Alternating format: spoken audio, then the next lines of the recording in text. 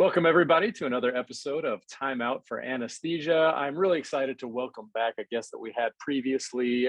First, I want to welcome John Lutz, my co-host, at least most of the time. How you guys doing? Good to see you, John. Love doing these things.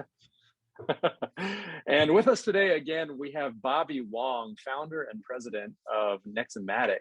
Bobby, great to see you again today. How are you doing? I'm doing very good. How about you guys?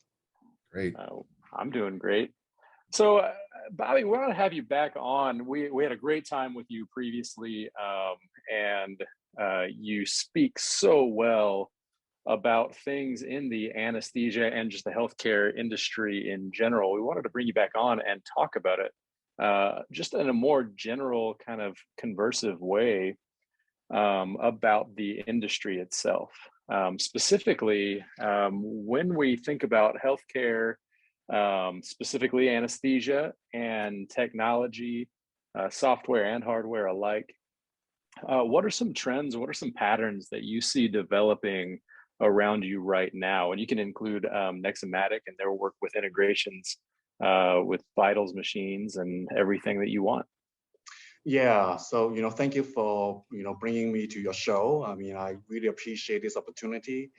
So what we see in the industry as the trend is that I guess electronic health systems is not a new idea, right? It's been with us for maybe the past like 15 or so years. Sure. What we are seeing right now is like people want automation to make the work easier in the workflow, right?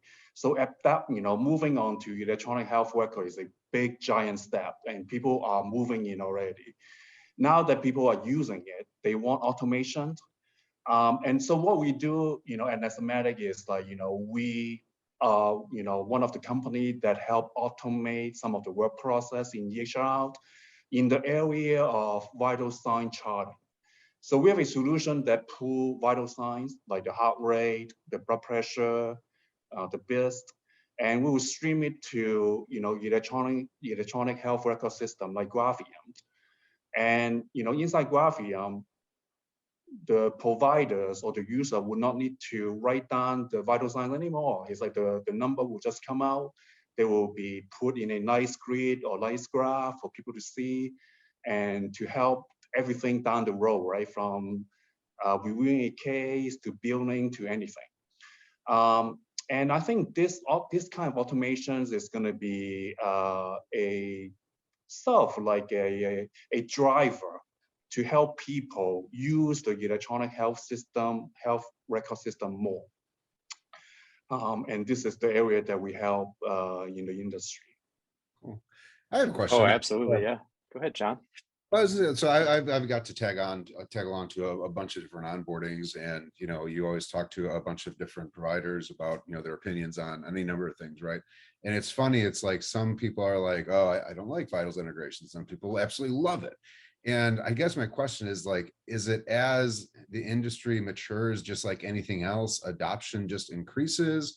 Is it the stigma of like, oh, I like doing it on paper? I mean, we see this too, obviously, people coming off of paper going to digital, but obviously like adoption just seems to go up as it becomes more just ubiquitous in our everyday lives, right? So I mean, is that combination of things are changing plus hardware is getting better? Like, what's the difference between now and like why 5 years ago, I guess? Yeah, I think this is a good question. So just like anything new, right? I mean, there's always going to be early adopters, and there's going to be people who like to do things the old way. The same situation on vital sign charting, automation. And I think what we have seen that has changed sort of like the landscape is, I would say, iPad. Like, like 10 years ago, it will be on a laptop that you will do the case, right? Right. The visualization would not be there. I guess it's not very easy to see the benefits of the vital sign automation, right? Now, when you move to the iPad, things are easy, nicer. You can touch and move stuff around. The graphical user interface is much more user-friendly. I don't know whether it's because of the hardware platform that has changed, or people start to say, you know what, we cannot just see a grid all the time, right? You got to see some chart and stuff like that. So I think when we start to see this iPad platform, the user interface are getting better, and people are more open to see more things populated into the systems.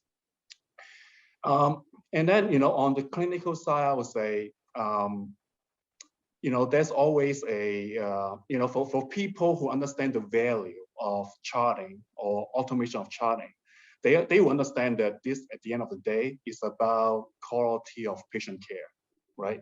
I mean, instead of like, you know, putting the numbers in every 5 minutes, you pay attention to the patient, right? You anticipate what's going on in the OR, right? You know, pay attention to the surgeon, everything, right? And those are the people who say, okay, you know what, I will just sort of like let the system do its work, let, you know, the computer pull in the data and populate the case. There's also one reason why people believe in automation that may not be too obvious is that when you do like paper charting versus some kind of like automation, the automation has no bias, meaning, you know, it's the data that comes in that got put onto the case. No one will have any interference in what the number should be, right? That is a fantastic point. Right. And if the provider has to check, hey, you know what, the sensor got off, like he is flipping the patient around, you know, the sensor got off, then the provider has to say, okay, you know what, the sensor got off, like these numbers are not right. So, you know, now the numbers are right, the sensor are put back on, right?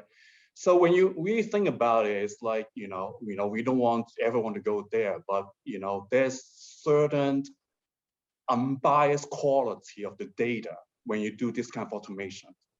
And, you know, I think it will be a much stronger in positions, you know, if you know, something goes wrong and you're in a litigation, right? Unbiased data is better than something that's handwritten. I love that point, Bobby. I think the only real objection that I've ever heard to adopting Vitals integrations, other than things like the expense or things like that, has been, well, no, because we don't want to do that, because we want to ensure that our eyes are on the patient and monitoring things. And when you do automation, it removes the human, and then we might be tempted not to pay attention any longer. So I guess I want you to speak more to that, but I think you started answering it by saying, well, first of all, the data that you have coming in is actually unbiased. You're actually removing a problem that comes with humans. But how else would you speak to that objection to, well, what if, you know, do you find that automation ever encourages someone to not pay as close attention to the patient? Well, you know, I would say, okay, so I'm not a clinician, so I don't want to be sure. Neither am I. that may not be relevant. But, you know, I've been to the OR quite a few times, and I've seen, you know, live case going on just to see how things work, right? I think the provider will get attention. You know, let's say that your heart rate goes down. The patient monitor is going to start making alarm and make you aware of something is wrong, right? So I would think that the provider inside the OR would know where their attention should go to.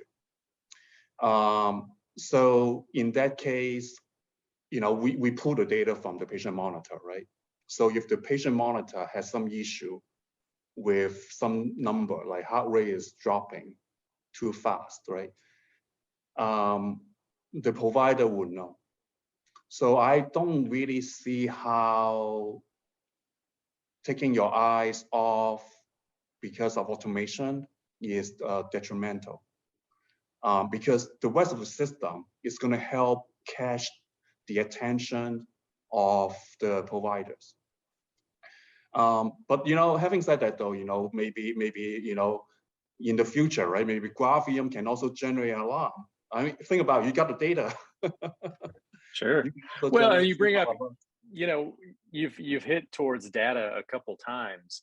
And one of the things that Graphium prides itself on is our deep dive into data and analytics that we can then deliver back to the providers and to the anesthesia group so that they can improve both the quality of service that they're offering, they can improve their efficiencies, they can even improve patient turnaround and their own payment turnaround, all these kinds of things. And I think one of the things that you're bringing up that I wasn't making the connection to before, and maybe I should have, I'm kind of slow on the uptake, but is the idea of we can now take, using Neximatics, we can take the vitals information and include that as part of our data capture. And with automation, now we can be even more sure that the data that we're bringing in is unbiased. So then when down the line, you're making correlations between things, you can have a little bit more confidence in the data. Yeah, I think so. You know, you also bring up a very interesting point too, right? It's like, you know, when you compare paper charting versus early day vital sign automation versus what we do today, you know, our system actually pull the data like maybe 3 to 4 times per minute, right? So for example, like heart rate, we probably got like 5 heart rate per minute. When the data get into a chart, you know, the user may chart it per 10 minutes, right? Or per 15 minutes, depending on the case of the policy inside the hospitals. But the fact that we got the data in such a fine granularity give you much more capability to do data analytic, right? I mean, you know, I've you know, sometimes I felt like I've never done a study, right? But if I were a physician, I may want to look at how the heart rate and maybe the respiratory rate correlate, right? When you're under anesthesia, right? And, you know, before we didn't have the data, right? Or the data was hard to, how should I say, like collect or analyze. But now when we have a very fine granularity of data of many types, this kind of correlation start to become interesting. And maybe you can extract certain, you know, conditions or phenomenon out of it. Right. Oh, that's fantastic. You know, we're always going to get super keyed up when you start talking about data and analytics. That's just kind of the nerds we are over at Graphium. But yeah, that's fantastic. John, do you have anything else that you wanted to ask? I'm satisfied. I think this is No, I don't think so. I think that's just really interesting information. It's kind of been interesting to learn about more about this over the last couple of years. You know, first, you know, coming into the company and hearing the feedback and how it changes throughout the years as people are becoming more accepting of this. So it's kind of funny. You can always see like, oh, this is where things are going for sure. So I think we're in a good spot. So yeah, totally agree. And Bobby, I'm thrilled that we are in league with you. I think you are. I'm very impressed by your subject matter expertise. Not just glad that we had you on the show, of course. For me personally, that's beneficial, but for Graphium Health and our users, I sure am glad to be partnering up with you and Neximatics. I think we've got some exciting things in our future. Well, thank you so much for the opportunity, and you know, I'm always available to talk to you and to work with you guys. Well, I think this is your second time on the show, and I'm guessing this probably won't be your last. So yes, please, we'll have you back hopefully sooner than later. Absolutely. Thanks, guys.